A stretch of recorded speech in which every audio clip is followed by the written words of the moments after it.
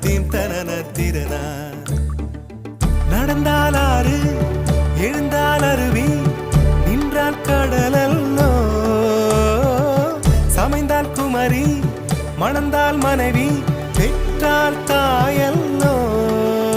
சிறு நதிகளே நதியிடும் கரைகளே கரை தொடும் நுரைகளே நுரைகளில் இவள் முகமே. சிறு நதிகள்